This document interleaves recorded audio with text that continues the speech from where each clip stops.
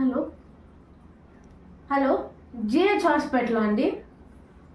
5/5/2007లో మీ హాస్పిటల్లో మా పొద్దున్న ఏమైనా గర్ల్ బేబీ పుట్టిందా? ఓ ఆ బేబీ ఫాదర్ మదర్ పేరు చెప్పండి ఒకసారి. కరెక్ట్గానే ఉంది. మీ దాంట్లో ఏమైనా సీసీటీవీ ఫుటేజ్ ఏమైనా దొరుకుతుందా? కొంచెం ట్రై చేస్తారా?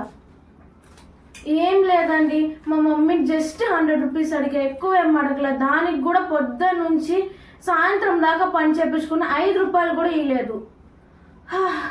ఇంకొకటి వింటారా, మా డాడీని ఫ్రెండ్స్తో పాటు టూర్కి వెళ్ళాక అడిగాక 10 సార్లు అద్దం ముందర రిహార్సల్ చేశాను. అయినా కూడా ఆయన దగ్గర పోయి డైలాగ్ చెప్పే ఓపిక భయం వచ్చేస్తుంది ఆయన చూస్తేనే. మా అన్నని ఎక్కువ అడగలేదు, జస్ట్ 2/2 ఫ్యామిలీ ఐస్ క్రీమ్ అడిగాను అంతే, ఇంకేం అడగలేదు. మీరే చెప్పండి, నేనేమన్నా ఎక్కువ అడిగానా? దానికి కూడా వాడు పొద్దున్న నుంచి సాయంత్రం దాకా అన్ని పనులు చెప్పించుకున్నాడు, షూ తుడిచే నుంచి బైక్ కడిగేదాకా అన్నిటికీ. కానీ 4 డేస్కి ఒకసారి చిన్న ఐస్ క్రీమ్, చిన్న పిల్లలు తినే 5 రూపీస్ 10 రూపీస్ ఐస్ క్రీమే కొనిచ్చాడు. నాకు అందుకని డౌట్ ఉంది, దయచేసి వీళ్ళైనా మా పేరెంట్స్ అని కన్ఫర్మ్ చేసి చెప్పండి ప్లీజ్.